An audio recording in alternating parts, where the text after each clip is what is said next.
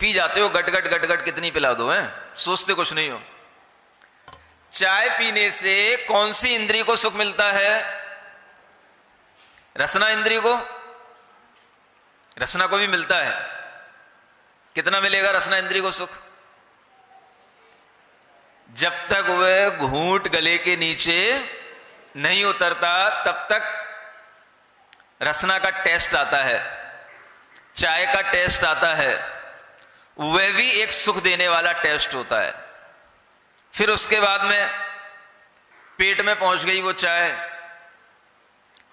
उसके बाद भी चाय सुख देती है कि नहीं देती? नहीं देती। पेट में पहुंचने के बाद चाय का सुख नहीं मिलता। कैसी बातें कर रहे हो? पेट में पहुंचेगी तभी तो आपको महसूस होगा कि हां हमने चाय पी ली है। और पेट में पहुंचने के बाद में जब आपको पूरे शरीर में थोड़ी सी गर्मी महसूस होगी, एनर्जी महसूस होगी, तभी तो आपको लगेगा कि हाँ चाय पीने से एनर्जी आई है, थकान दूर हो गई है।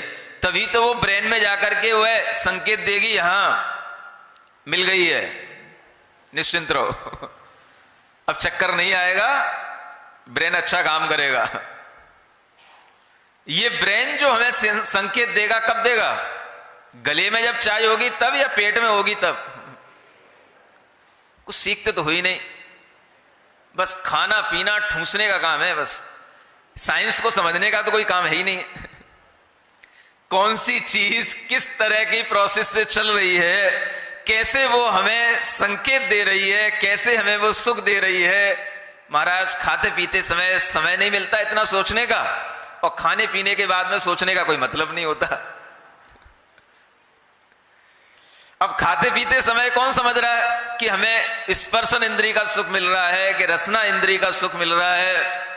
तो हम देखेंगे इसमें हमें दोनों इंद्रियों का सुख मिल रहा है। चाय पीने से दोनों इंद्रियां सुखी हो रही हैं। अगर हम देखें तो उसमें तीसरी इंद्रिय भी सुखी होती है। कौन सी? कौन सी? घ्राण इंद्रिय भी सुखी होती है। उसका जो फ्लेवर होता है, उसकी जो स्मेल आती है, अगर वो मन माफिक आ जाए, बस गहरी लंबी श्वास लेंगे तो श्वास नहीं आएगी, लेकिन चाय पीते हुए अगर हम कहें गहरी लंबी श्वास लीजिए तो बढ़िया श्वास लेने का मन होगा। समझ आ रहा है? वह भी इंद्रिय का सुख है। आप उसको यूं ना समझें कि वो हल्की चीज है। आपके लिए उस चाय की कॉस्ट कितनी है वो इसी सुख से पता पड़ेगी। उसकी स्मेल कैसी आ रही है, उसका फ्लेवर कैसा है, और इसके लिए भी बड़ी बड़ी चीजें उसमें सुगंधित डाली जाती हैं ताकि उसकी कीमत बढ़े, ताकि आपके लिए इंद्रिय का सुख मिले। तो ये तीसरी इंद्रिय घ्राण इंद्रिय भी उससे सुख को प्राप्त होती है। फिर चक्षु इंद्रिय को भी सुख मिलता तो होगा थोड़ा बहुत, हाँ? नहीं मिलता? अब आ रही बात समझ में, मिलता तो है। जब तक दिखेगी नहीं चाय तो पिएंगे कैसे? दिख गई और दिखने के बाद ही सुख मिलने लग जाता है। हाँ चाय सामने है, तैयार हो रही है, तो भी सुख मिलता है कि हाँ तैयार हो रही है, क्योंकि सामने वाला पत्ती डाल चुका है उसमें। माने देखने का भी सुख है। और जब वो बन करके आ जाती है सामने, उसका कलर देखो, कोका कोला कलर होना चाहिए। उसको देख करके भी आपके लिए मन करेगा कि हाँ ये पीने लायक है। और वास्तव में खाने पीने की चीजें पहले देखने से इच्छा बढ़ा देती हैं, और देख करके ही पहले मन बन जाता है, भूख लग जाती है देख करके। इसलिए आचार्यों ने कहा आहार संज्ञा की उदीर्णा भोजन के देखने से होती है। ये सत्य बात है। तो चक्षु इंद्रिय का विषय बने बिना वह चाय हमारे लिए सुख नहीं दे पाएगी। इसलिए चाय से चक्षु इंद्रिय को भी सुख मिलता है। अब कौन सी इंद्रिय बची रह गई? अब एक कर्ण इंद्रिय बची रह गई। समझ आ रहा है? अब कोई आवाज लगा दे सुबह सुबह उठते ही, चाय चाय चाय चाय चाय पीजिए, चाय लीजिए,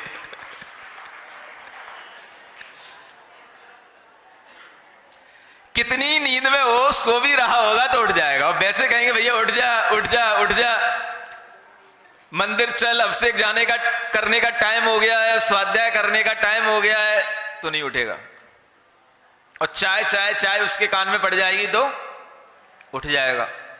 अब आप समझो चाय कितनी बड़ी चीज है। पांचों इंद्रियों का सुख उससे मिल रहा है और मन भी उससे सुख ले रहा है, क्योंकि इंद्रियां क्या भला सुख लेंगी अगर मन उसका साथ ना दे तो मन उसमें लगा हुआ है। तो पांचों इंद्रियां, मन उस एक कप प्याले से तृप्त होती हैं।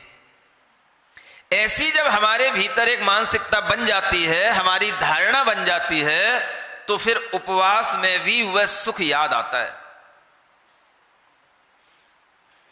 इसलिए कई लोग उपवास करना सरल समझते हैं, लेकिन चाय का त्याग करना कठिन समझते हैं। गर्म पानी नहीं पी पाएंगे, लेकिन अगर उस गर्म पानी में थोड़ी सी पत्ती डाल दी जाए, फ्लेवर आ जाए, थोड़ा सा दूध डाल दिया जाए, तो फिर चल जाएगा।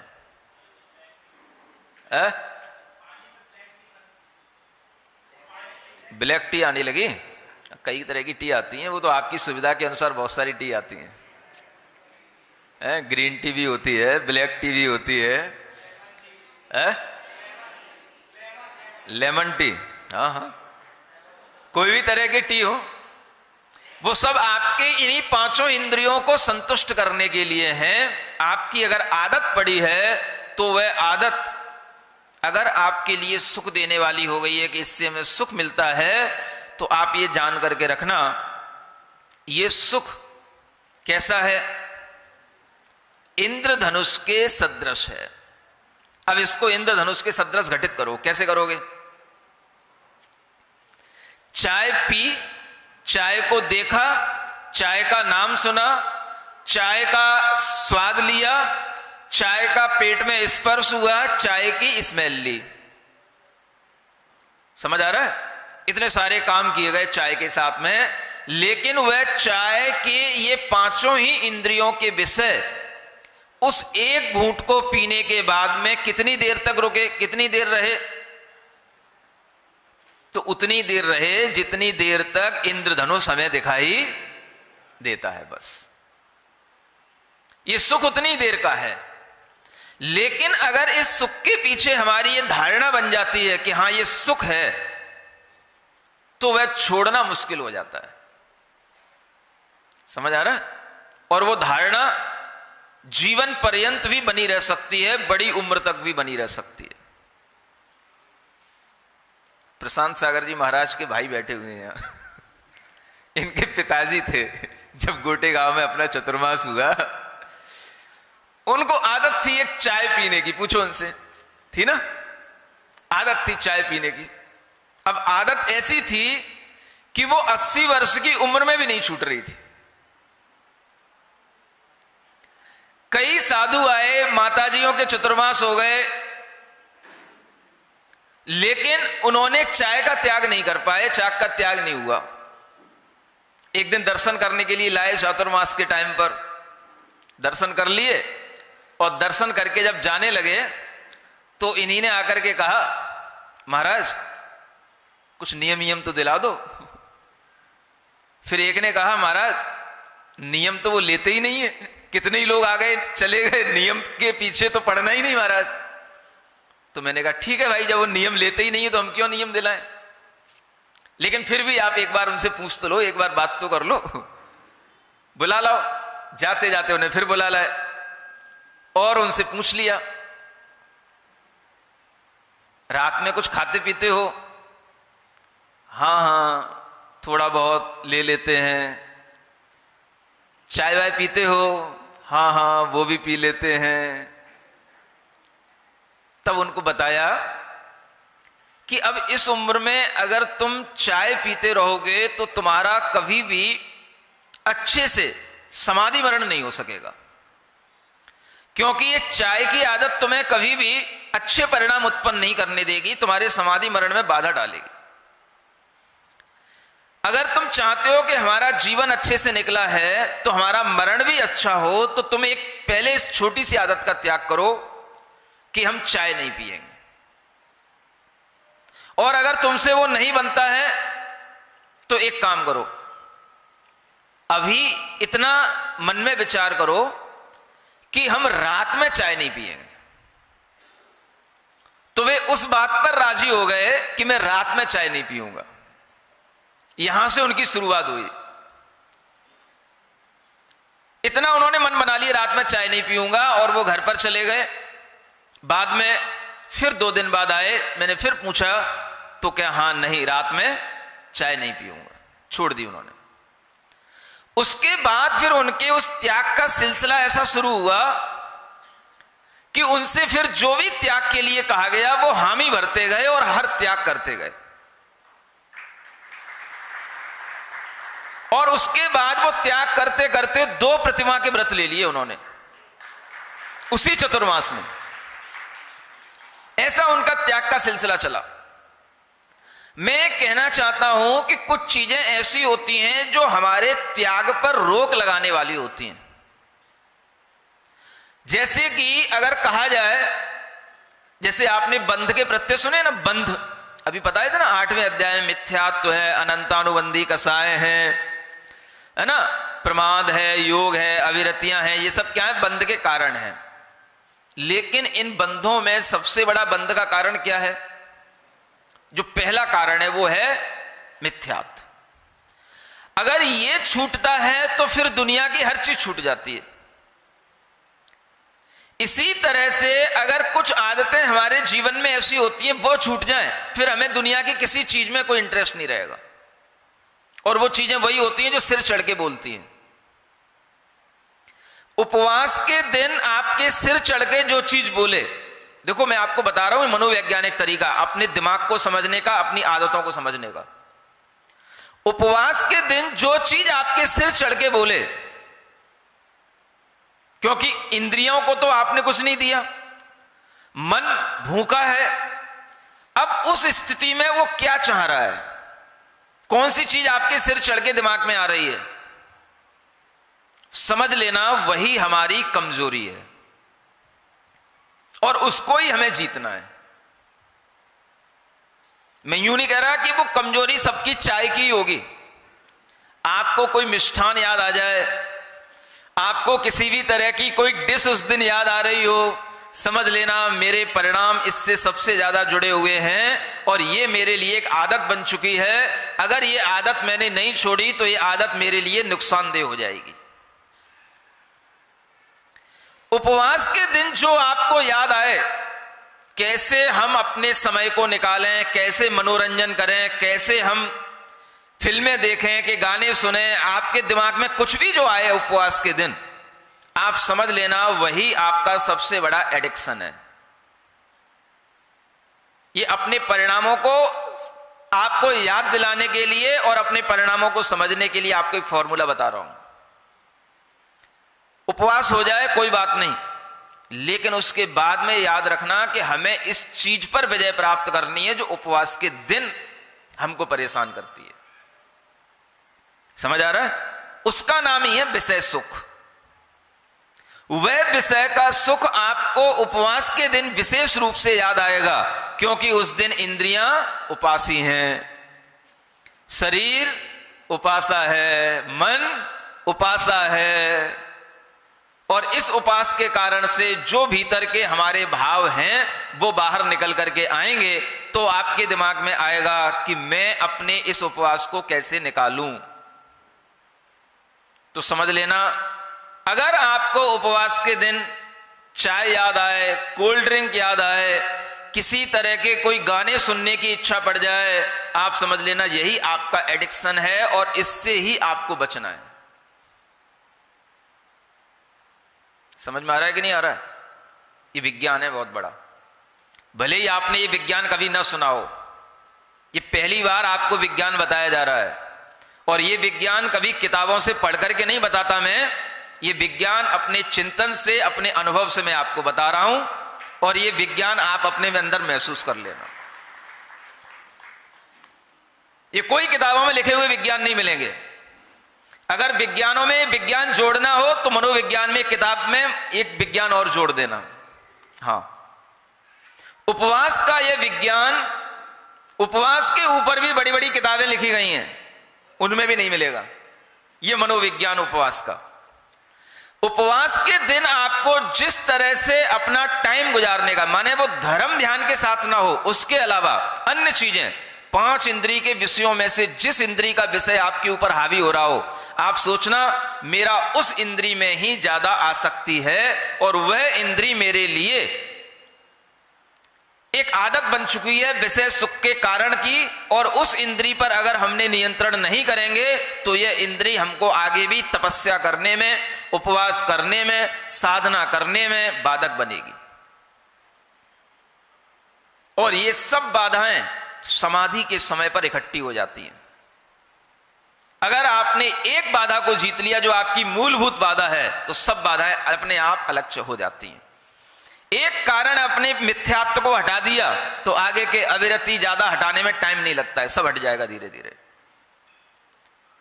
कोई भी चीज जो पहले से बहुत गांठ बांध करके किसी चीज को रखा हुआ हो और उसको आपने कभी खोला नहीं हो, बस आप उसके ऊपर की पहली एक गांठ उसको तोड़ दो, आपको रास्ता मिल जाएगा उसको तोड़ने का, फिर वो टूटती चली जाएगी। इसी तरह से अपनी आदतें खुद देखो। मैं केवल चाय के लिए नहीं कह रहा हूं, चाय के अलावा तंबाकू भी एक बहुत बड़ी आदत होती है, सिगरेट पीना भी कई लोगों की आदत होती है, कई तरह के नशा करना कई लोगों की आदत होती है, और उन नशों में इतने भी नशा करते हैं लोग कि मंजन के नाम पर भी लोग नशा करते हैं। सुन रहे हो? नशे करते हैं। तंबाकू का नशा करने की आदत होती है, और कोई नशा नहीं कर रहा हूं महाराज, दंत मंजन कर रहे हैं और उसी में नशा हो रहा है। और ये आदत अगर पड़ गई तो समझ लेना आपकी जिंदगी की सबसे बड़ी कमजोरी है। अगर आपने ये कमजोरी नहीं छोड़ी तो आपको उपवास के लाभ वो नहीं मिलेंगे जो मिलना चाहिए। इसलिए उपवास करना सरल है, लेकिन विषय सुख में अपनी आदत जो लगी हुई है उसे छोड़ना कठिन हो जाता है। इसलिए यहां कहा जा रहा है बुझस रे जीव मां मुझ। क्या कहते हैं? हे आत्मा, हे जीव, हे प्राणी, मोह मत कर। मुझ माने मोह मत कर, बुझ माने बोध को प्राप्त हो। बोध बताया था ना पहले दिन। जागृत हो, बोध को प्राप्त कर। तू विषय सुख में सुख ढूंढ रहा है, यह सुख तेरी एक आदत है। तेरे सामने आया हुआ इंद्रधनुष की तरह सामने आया हुआ क्षणिक सुख है। इस क्षणिक सुख को तू स्थायी मान रहा है, ये तेरा मोह है। मोह के कारण से तुझे लगता है चाय हमेशा हमारे लिए सुख का कारण है, लेकिन वो हमेशा सुख का कारण नहीं है, वो तेरे लिए दुख का कारण है। और वह तेरे दिमाग में जो मोह चढ़ा हुआ है उसी के कारण से तुझे विषय सुख अहितकारी नहीं लग रहे हैं। इसलिए तू बोध को प्राप्त हो, और ये बोध हर आत्मा को स्वयं को देना पड़ेगा। उपदेशों से भी मिल जाता है, लेकिन यह बोध स्वयं को भी स्वयं में देना पड़ता है। अपनी अपनी कमियां हर व्यक्ति को ढूंढनी चाहिए, और हर व्यक्ति को उन कमियों पर विजय प्राप्त करने के लिए इस तरह से अपने आप को एग्जामाइन करना चाहिए। उपवास के दिनों में हमारी कौन सी इंद्री हमारे ऊपर हावी होती है, किस इंद्री के विषय में हमें आसक्ति होती है। और अगर आपको जो भी समझ में आए, आप समझ लेना ये हमारी एक मेंटल वीकनेस है, और इस पर अगर हमने विजय प्राप्त नहीं की तो हमारा मरण अच्छा नहीं होगा, क्योंकि विषय सुख की आसक्ति के कारण से हमारा मरण बिगड़ जाएगा तो परलोक भी बिगड़ जाएगा। इसलिए आचार्य कहते हैं बुझसु रे जीव, बुझसु बुझसु, मां मुझ मां मुझ। मां माने नहीं, मुझ माने मोह मत कर, मोह मत कर, मोहित मत हो, भूल में मत रहे। फिर कहते हैं दूसरी गाथा में, जय संजाए सौणाणम संगमो, जैसे संध्या के समय पर सौण बोलते हैं शकुन को। किसको? शकुन समझते हो? आपने क्या सुन रखा? शकुन। शकुन माने एक तो वो शकुन होते हैं, अच्छे शकुन हो रहे हैं कि बुरे शकुन हो रहे हैं, वस्तुतः वो शकुन नहीं कहलाता। वो शब्द जो है शकुन के अर्थ में नहीं है। शकुन माने होता है पक्षी। शकुन माने जैसे पक्षियों का संगम संध्या के समय पर हो जाता है और पथ पर हमें रास्ते में अनेक पथिक हमें अपने आप मिल जाते हैं, ऐसे ही सैणाणम संजोगो, अपने सजनों का संयोग हो जाता है। सजन माने स्वजन, उसको सजन कहते हैं। जा का या हो गया। प्राकृत में सजन का मतलब क्या हुआ? स्वजन, अपना व्यक्ति, अपना आदमी। शायद यहीं से सजन शब्द प्रचलित हो गया है। सजन माने, बोलो तो, कुछ तुम भी सिखा दिया करो हमको। एक सजन माने क्या होता है? ये तो स्वजन अपनी भाषा में हो गया। आप अपनी भाषा में सजन माने क्या बोलते हो? सजन, सजना,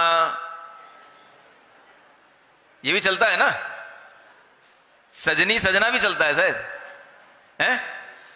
तो ये सजनी सजना ये इसी भाषा से निकले हुए शब्द हैं ये। स्वजन माने मेरा आदमी। स्वजन हो गया ना, मेरा आदमी। जिस स्त्री के लिए उस व्यक्ति को सजन कहना आ रहा है वो उसका सजना हो गया, और जिस पुरुष के लिए उस स्त्री को अपना स्वजन कहना आ रहा है वो भी, अब वो सजना ना हो के वो सजनी हो गई। और अगर सामान्य से देखें तो सजन क्या कहलाता है? कोई भी व्यक्ति हो जिससे अपनापन हो वो भी सजन कहलाता है ना। इसलिए शायद आपने कभी कोई लाइनें सुनी हो, सुनते तो रहते ही हो, सजन रे झूठ मत बोलो, खुदा के पास जाना है, वहां हाथी न घोड़ा है, वहां पर पैदल जाना है, यूं बोला है, वहां पर पैदल जाना है। सजन रे झूठ मत बोलो, खुदा के पास जाना है, न हाथी है न घोड़ा है, वहां पैदल ही जाना है। पैदल कैसे जाओगे वहां? माने इन गीतों में भी कोई ज्ञान नहीं है ना। मरने के बाद भी अगर वहां जाओगे तो पैदल कैसे जाओगे? आत्मा कभी पैदल चल सकती है? वहां जल्दी जाना है। नहीं, कहीं कहीं पैदल भी लिखा है, वहां पैदल ही जाना है, सही आता है। हाँ, तो पैदल कैसे जाओगे वहां तक, खुदा के पास तक? विग्रह गतौ कर्म योग। विग्रह गति में ना हाथ होते हैं ना पैर होते हैं, वहां तो केवल कार्मण शरीर रहता है। लेकिन ये सब सामान्य बातें हैं, गीत गान की बातें हैं, आदमी को एक थोड़ा सा ध्यान दिलाने की बातें हैं कि यहां पर कितने ही तुम 4 व्हीलरों में घूम लो, हाथी घोड़ों में घूम लो, लेकिन वहां तो आपको सब छोड़ के यहीं पर जाना है। इसका मतलब यह है पैदल जाओ चाहे कैसे जाओ। अब ये अगर हमारे समझ में आता है कि इसका नाम सजन है, तो सजन का मतलब क्या हो गया? फिर वो सजना सजनी से अलग हो गया। सजन माने जो कोई भी लोग अपने को दिखाई दे रहे हैं वो सब क्या हैं?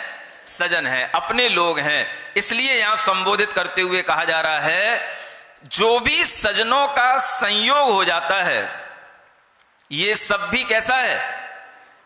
तहेव क्षण भंगुरो जीव, हे जीव यह संयोग भी क्षण भंगुर है। और कैसे क्षण भंगुर है? जैसे कि संध्या के समय पर शाम को जैसे पक्षी इकट्ठे हो जाते हैं, पक्षी इकट्ठे हो गए शाम को और सुबह अपने आप अपनी अपनी दिशा में उड़ गए। उनका संयोग जिस तरह से एक रात का है, थोड़े समय का है, वैसे ही यहां पर कोई भी अपने घर परिवार के लोग होते हैं, इन सब स्वजनों का संयोग भी थोड़े समय का है, क्षणभंगुर है। ये बात अलग है, अगर हमारी उम्र 70 साल 50 साल की भी हो रही है और हमें 50 साल से संयोग मिला है, तो भी यही विचार करना, ये सब संयोग कैसा है, क्षणभंगुर है। आखिर कब विचार करोगे? जिनके लिए क्षणभंगुर था वो विचार करते नहीं, क्योंकि वो दुखी हो गए, और दुख के समय कोई अच्छे विचार हो नहीं सकते। और जिनके लिए लंबा समय मिल रहा है उन्हें क्षणभंगुर दिखाई नहीं दे रहा है। फिर ये बैराग शतक है किसके लिए, हमें यही समझ में नहीं आ रहा। नहीं समझ आया? जिनके लिए थोड़ा सा संयोग मिला वो चले गए, वो दुखी हैं, और दुखी अवस्था में कोई भी अच्छी बात कहो तो उनका दुख और बढ़ जाता है, तो उनके लिए तो ये विचार आ नहीं रहा समझ में। और जो सुखी हैं उन्हें लग रहा है भैया उससे मेरा 50 साल से संयोग चल रहा है, वो 50 साल से मैं उसके घर में हूं, वो हमारे घर में है, तो अब ये संयोग भी आपको परमानेंट लग रहा है। तो फिर ये गाथा है किसके लिए? ये क्षणभंगुरपना लगेगा किसको? कब आएगा समझ में क्षणभंगुरपना? कब हमें सोचना है, सुख में कि दुख में? जब चीजों का सद्भाव है तब, या जब चीजें मिट जाएंगी तब? बताओ बताओ। चीजों का सद्भाव है उस समय पर क्षणभंगुर सोचना ये अपने बस की बात है कि नहीं? बैठती नहीं दिमाग में महाराज। आप कहलवा लेते हो, हाँ बोलो तो मैं हाँ कह देता हूं, लेकिन दिमाग में बैठता नहीं। ये क्षणभंगुर कैसे कह ले महाराज? 60 साल हो गए, 70 साल हो गए, घर भी परमानेंट बना हुआ है, पत्नी भी है, बच्चे भी हैं, सब है, वैसा का वैसा ही सब बढ़िया चल रहा है, अब क्षणभंगुर कैसे कह दें? आपको लग रहा है अगर आप आज 60 साल के हो गए हो, आपको लगता है कि 60 साल में हमें कभी ऐसा लगा हो कि हम 60 साल जैसा जीवन जी लिए हो? अगर किसी भी क्षण सोचने बैठोगे तो आपको यही लगेगा जैसे अभी कुछ जिया ही नहीं है। ये सब क्षण की तरह हमारे सामने से निकल गया। कोई भी टाइम आपका जो पास्ट टाइम निकल गया, अगर आप उसे सोचने बैठोगे तो क्या समझ में आएगा? ये अभी क्षण के तरह हमारे सामने निकल गया, और आगे भी कितना भी दीर्घ काल हो वो भी क्षण की तरह आपके सामने निकल जाएगा। अगर आपने ये विचार नहीं किया तो अपनी बुद्धि में मोह पड़ा रहेगा, और अगर ऐसा विचार करते हुए आप अपनी उम्र को गुजारेंगे तो आपकी बुद्धि में बोध आएगा, ज्ञान आएगा, और आपके भीतर से जागृति आएगी। अन्यथा मोह के कारण से आपको संसार ही अच्छा लगेगा, धर्म अच्छा नहीं लगेगा। जैसे रास्ते में लोग मिल जाते हैं, कितनी देर के लिए मिलते हैं? बस रास्ते में मिले, टाटा बाय बाय जय जिनेंद्र बस किए, आगे बढ़े। उसी तरह से आपको देखना चाहिए, हमें जो कुछ भी संयोग मिले हैं सब क्षणभंगुर हैं। कोई भी संयोग, सबको लग रहा था पर्युषण पर्व 10 दिन, कैसे निकल गए 10 दिन? क्षण की तरह निकल गए। बस क्षण आया और एक सिस्टम बना, और उस सिस्टम में 10 दिन एक क्षण की तरह निकल गए। समझ भी नहीं आ पाए कि कब जो है आया और कब गया। लंबा समय भी हमारे सामने क्षण की तरह निकल जाता है। हम हर चीज में ये देखें कि हमारा जीवन का कितना समय एक क्षण की तरह निकल गया। ये सब कुछ हमारे सामने होते हुए भी हम क्षणभंगुर ही उन सब चीजों को देखें, ये विचार बना रहेगा तो हमारे अंदर मोह उत्पन्न नहीं होगा। आप चाहते हो कि हम मोह से बचें? मोह को छोड़ने की बात नहीं कही जा रही है, मोह को भीतर से समझने की बात कही जा रही है। मोह पर विजय प्राप्त करने के लिए यह चिंतन जरूरी है, अन्यथा इन गाथाओं में कुछ भी नहीं दिख रहा है। लगता ही नहीं है कि इन गाथाओं में क्या एक घंटा प्रवचन बोला जाएगा, क्या इसमें विषय है, क्या कहेंगे और क्या अपने काम की चीजें। पढ़ने वाला भी पढ़ लेगा, और एक चीजें तो 20 बार हर ग्रंथ में लिखी रहती हैं, वही वही चीजें हैं, सब सामान्य बातें हैं। राहगीरों का संयोग सबको मिलता है, दिग्देशे खगायत्य, सुबह सुबह सब इष्टोपदेश पढ़ते ही हैं, सब जगह वही मिलता है, वही भाव यहां पे लिखा जा रहा है। पक्षी हैं, शाम को हैं, सुबह उड़ जाएंगे, ये सब क्षणभंगुर संयोग हैं। इसलिए आपको इन संयोगों में स्थायित्व का भाव नहीं करना है। इनमें क्या सोचना है, भले ही वो 50 साल से स्थायी हों और 50 साल तक स्थायी बने रहें, लेकिन आपके मन का विचार क्या होना चाहिए, ये सब क्षणभंगुर है, सब क्षणभंगुर है, सब क्षणभंगुर है। समझ में आ रहा है? लगभग 40 गाथाएं होने जा रही हैं, 39वीं गाथा भी आ रही है सामने, और इन सब गाथाओं में यही बताया जा रहा है, अनित्य, क्षणभंगुर। पहले भी आ चुका, सब्बम अनिच्छमेव अनिच्छमेव, सब कुछ अनंतों बार हो गया। एक बार ये भी सूत्र दिया था, भूल गए? बस महाराज, आप तो रोजाना नई नई बातें बताया करो, पुरानी याद ही क्यों रखना है? पुरानी अगर कुछ याद है तो बस चाय याद है, बाकी और कोई याद चीजें याद नहीं। ये नया नया ज्ञान क्या कह रहे हैं आचार्य आगे, निशा विरामे परिभावयामी। अब वो आचार्य स्वयं कह रहे हैं, मैं इसकी भावना कर रहा हूं। ये भावना कब करना चाहिए? देखो बहुत अच्छी बात बताई जा रही है यहां पर। ये भावना कब करना? निशा विरामे परिभावयामी गेहे पलिते किमहम सुयामी। क्या कहते हैं? जब निशा का विराम हो रहा हो, निशा का अवसान हो रहा हो, मूक माटी पड़ी है ना, यहीं से शुरू होती है निशा का अवसान हो रहा है? हाँ, और ऊषा की शान हो रही है। इस तरह से जब निशा जा रही हो, ऊषा आ रही हो। कौन ऊषा? कोई बैठी तो नहीं है ऊषा निशा। ये सबरे नाम जितने भी स्त्रियों के हैं, सब रात्रि के नाम है। सुन रहे हो? हाँ, इसलिए जिनके पास में स्त्रियां हैं वो रात्रि में सो ही रहे अब ताली नहीं बजाओगे उनके जीवन में सवेरा होने का नहीं। जितने भी नाम है सब देख लो आप, स्त्रियों के ही नाम रात्रि के नाम रखे जाते हैं। निशा कह लो, शशि कह लो, ऊषा कह लो। ऊषा तो सुबह का नाम हो गया। रजनी कह लो, संध्या कह लो, और बताओ, आप ही बता पाओगे, मुझे तो पता नहीं है।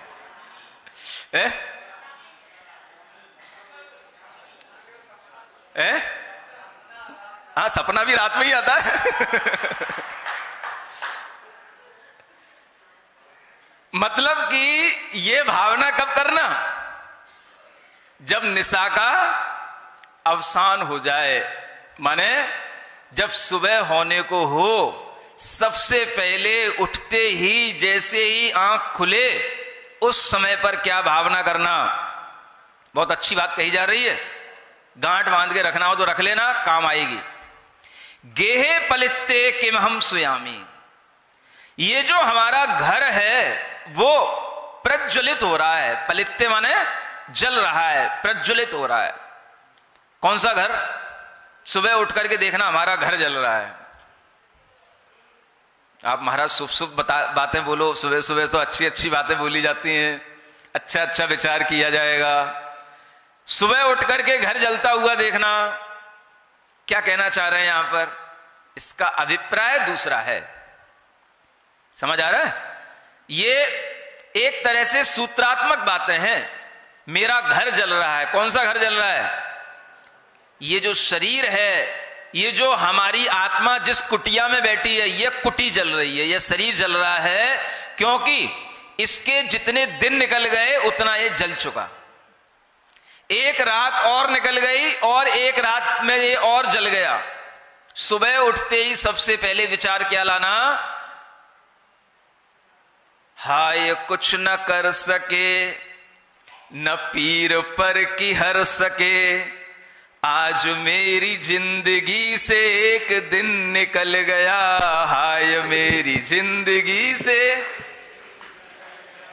ये विचार करने का होता है। सुबह उठते ही आज के दिन क्या करना है, आज के दिन क्या करना है, आज के दिन क्या करना है, इसमें लगता है आदमी। प्रोग्रामिंग बनाता है सुबह उठ करके शाम तक की। और ये ऋषि मुनि क्या विचार दे रहे हैं, ये सोचना सुबह उठ करके कि हमारी ये कुटिया कितनी जल गई, इसमें क्या क्या जल रहा है, लीवर सही बचा है कि नहीं, कितनों के फेफड़े जल चुके हैं, कितनों के निकल चुके हैं, कितनों के गल चुके हैं, कितनों के भीतर इंस्टेंट डल चुके हैं, कितनों की हार्ट की चीड़ा फाड़ी हो चुकी है, कितने ब्लॉकेज पड़ चुके हैं, कितने खुल चुके हैं। ये सब कुटिया जल रही है, घर जल रहा है। ऐसे जलते हुए घर में मैं बैठा हूं। अब इसमें सोने की बात नहीं होनी चाहिए। किम हम सुयामी, अब मैं इसमें कहां जाऊं, अब इसमें सो जाऊं क्या? तो आचार्य कहते हैं डज्जंत मप्पाण सुविख्यामी, कहते हैं जो ये आत्मा जिसमें बैठी बैठी इस जलती हुई आत्मा की उस समय पर भावना करना, क्योंकि कुटिया में कौन बैठा है, आत्मा बैठी है। तो जलने वाला कौन हुआ, सुलगने वाली कौन हुई, आत्मा सुलग रही है, आत्मा जल रही है और कुटिया भी जल रही है, कुटिया के साथ में। इसलिए अब उसको बचाने की भावना करना। मैं इस जलती हुई कुटिया में अगर कोई महत्वपूर्ण चीज है तो वो क्या है, मेरी आत्मा। ये बच जाए, ये इस जलती हुई कुटिया से बाहर निकल जाए। जम धम्म रहियो दीहम गमामी, अगर मैंने धर्म से रहित होकर के दिन निकाल दिए तो मैं सबसे बड़ा अपराध कर बैठूंगा, मेरी बहुमूल्य चीज भी इसी कुटिया के साथ जल जाएगी। यह विचार करने का होता है सुबह सुबह, भावना भाना सुबह सुबह, अनित्य विचार लाना सुबह सुबह, धर्म की बात सोचना सुबह सुबह, कितना जल चुके हैं ये सोचना सुबह सुबह, कितना हमारे लिए अब रक्षा करने के उपाय बचे हैं ये सोचना सुबह सुबह। और आप क्या सोचते हो सुबह सुबह, चाय चाय। सुबह की चाय को क्या बोलते हो, मॉर्निंग टी, मॉर्निंग टी, हाँ बेड टी, बेड टी, हाँ वो भूल ही गया मैं। बताओ, टीवी बेड में ही चाहिए, उसके बाद उठेंगे। ऐसी आदत जिनके अंदर पड़ी हुई है, ऐसी बेड टी की आदत जिनके अंदर पड़ी हुई है, उनकी जिंदगी भी बेड टी की तरह बेकार हो रही है और उनके विचार भी बेकार हो रहे हैं। यह आपके लिए सोचना है कि हमें उस समय पर क्या विचार करना है और हम क्या कर रहे हैं। ये चीजें विचार करने की हैं। कितने लोग अपना मन बना सकते हैं कि आज के बाद सुबह उठ करके हम पहले इतना विचार जरूर लाएंगे कि मेरी कुटिया कितनी जल गई है। समझ आ रहा है? जितनी उम्र निकल गई समझना उतनी कुटिया जल रही है। और भीतर अगर कुछ बिगड़ गया हो तो वो समझ लेना ये सब जल रहा है।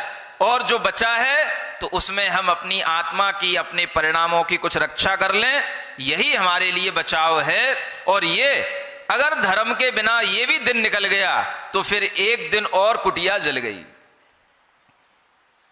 और हम क्या कर रहे हैं, धर्म से रहित जो दिन गुजार रहे हैं वो अपने आप को जला ही रहे हैं, शरीर को भी जला रहे हैं और उसमें बहुमूल्य जो तत्व बैठा है, आत्म तत्व, उसका भी हम नाश कर रहे हैं, क्योंकि उसका उसमें कोई उपयोग ही नहीं हो रहा है। अगर आपका घर जल रहा हो तो आप सबसे पहले कौन सी चीज निकाल करके घर से भागेंगे, ये बताओ, बोलो है? कौन सी चीज? जो कुछ भी आपकी दृष्टि में मूल्यवान होगा उसे आप लेकर के भागने की कोशिश करेंगे, करेंगे ना। मूल्यवान क्या है? अब वो आपके लिए अपने अपने मूल्य अलग अलग हो सकते हैं। आपकी पत्नी मूल्यवान हो सकती है, आपका बच्चा मूल्यवान हो सकता है, आपकी ट्रेजरी में रखे हुए नोट मूल्यवान हो सकते हैं, आपकी ट्रेजरी में रखे हुए गोल्ड मूल्यवान हो सकते हैं, कुछ भी मूल्यवान हो सकता है। और अगर कुछ नहीं है तो आपके लिए अपनी जान पहले मूल्यवान होगी। तो जान कहां है? जान किसका नाम है? बोलो। मेरी जान कहां है? मेरी जान भाई, मेरी जान भी कहीं बाहर होगी क्या? मेरी जान कहां है? बोल ही नहीं रहे, हंस रहे हो सब लोग। जान कहां होती है? जान भीतर ही होती है ना। तो फिर मेरी जान बाहर ढूंढने की क्या जरूरत है? हर आदमी को अपनी जान बचानी है, तो मेरी जान कहां है? जो मेरा जीव है वही मेरी जान है। और उस जान के बारे में अगर आपको ज्ञान नहीं है तो फिर उस जान को बचाओगे कैसे? बस यही कहा जा रहा है, धर्म के बिना वो जान कभी भी बच नहीं सकती है। आत्मा के लिए उसकी जान उसका धर्म है, इसलिए आत्मा को धर्म से रक्षित करो और इस शरीर को जलने से पहले उस आत्मा को उससे अच्छे ढंग से भीतर से सुरक्षित निकालने की कोशिश करोगे।